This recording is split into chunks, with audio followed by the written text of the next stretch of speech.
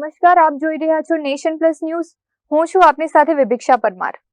માંજલપુર વિધાનસભાના ધારાસભ્ય યોગેશ પટેલના દુઃખદ અવસાનના કારણે ખાલી પડેલી આ બેઠક પર ચૂંટણી પંચે સત્તાવાર રીતે પેટા ચૂંટણીની તારીખોની જાહેરાત કરી દીધી છે.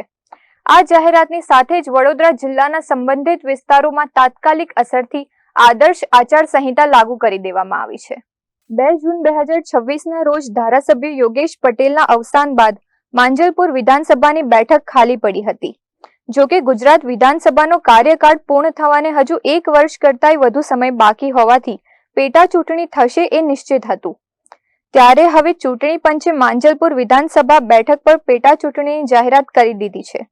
આ જાહેરાત અનુસાર 6 જુલાઈના રોજ ચૂંટણીનું સત્તાવાર ગેજેટ નોટિફિકેશન બહાર પાડવામાં આવશે. ચૂંટણીમાં ભાગ લેવા ઈચ્છુક રાજકીય પક્ષ કે અપક્ષ નેતાઓ 13 જુલાઈ સુધી પોતાની ઉમેદવારી નોંધાવી શકશે. 14 જુલાઈના રોજ ઉમેદવારની ફોર્મની ચકાસણી કરવામાં આવશે. 16 જુલાઈ ઉમેદવારી ફોર્મ પાછું ખેંચવાની છેલ્લી તારીખ હશે. આ તમામ પ્રક્રિયા બાદ 30 જુલાઈને ગુરુવારના રોજ માંજલપુર વિધાનસભા બેઠકની પેટા ચૂંટણી માટે મતદાન યોજાશે. જ્યારે 3 ઓગસ્ટને સોમવારના રોજ માંજલપુર વિધાનસભાની પેટા ચૂંટણીનું પરિણામ જાહેર થશે. અત્રે ઉલ્લેખનીય છે કે ચૂંટણી પંચ દ્વારા પેટા ચૂંટણીની જાહેરાત થતા હવે ભાજપ અને કોંગ્રેસ પોતાના લાયક ઉમેદવારોને માંજલપુર વિધાનસભાની પેટા ચૂંટણી લડાવવાની કવાયત શરૂ કરી દેશે.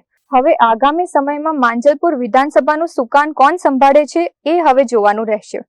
આજે જ ચૂંટણી પંચે માંજલપુર વિધાનસભાની પેટા ચૂંટણીની તારીખ જાહેર કરી છે. 30 જુલાઈએ મતદાન થશે અને 3 ઓગસ્ટે મતગણતરી થશે. ફોર્મ ભરવાની તારીખ પણ 13 છે, 14 તારીખે ચકાસણીની તારીખ છે અને 16 તારીખે ફોર્મ પાછું ખેંચવાની છેલ્લી તારીખ છે.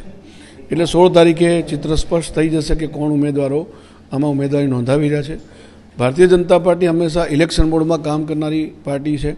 અમારા કાર્યકર્તાઓ હંમેશા ઇલેક્શન માટે તૈયાર જ હોય છે. અમે હમણાં જ તાજેતરમાં કોર્પોરેશન ઇલેક્શન થયા બાદ પણ 2 કાર્યક્રમો મોટા બૂથ લેવલના અમે આપ્યા છે અને અમારા અત્યારે પણ બૂથ લેવલના કાર્યક્રમો ચાલી રહ્યા છે. એટલે જોતાં આ ચૂંટણી જે ડિક્લેર થઈ છે એ અભિનંદનને પાત્ર છે. કારણ કે કોઈ ઉમેદવાર જે પણ બનશે અને ધારાસભ્ય તરીકે જીતીને આવ્યા બાદ લોકોના પ્રશ્નો અટકે નહીં એવો એક પ્રયાસ થયો છે. એ પ્રશંસનીય છે અને ઝડપથી માંજલપુર વિધાનસભાને એક સારા ધારાસભ્ય ભારતીય જનતા પાર્ટીના મળશે. કઈ રીતે આખી પ્રક્રિયા રહેવાની છે? જે નવા ઉમેદવારો આવશે એમની ચકાસણી કઈ રીતે થશે?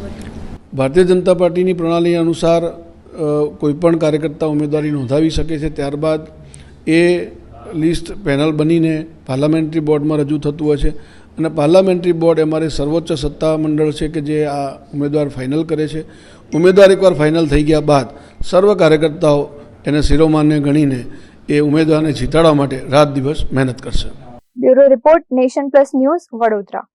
સમાચારોના સતત અપડેટ મેળવવા માટે અમારી નેશન પ્લસ ન્યૂઝની યુટ્યુબ ચેનલને સબસ્ક્રાઇબ કરો, બેલ આઇકન દબાવો અને જોડાયેલા રહો ફેસબુક, ઇન્સ્ટાગ્રામ અને ટ્વિટર પર.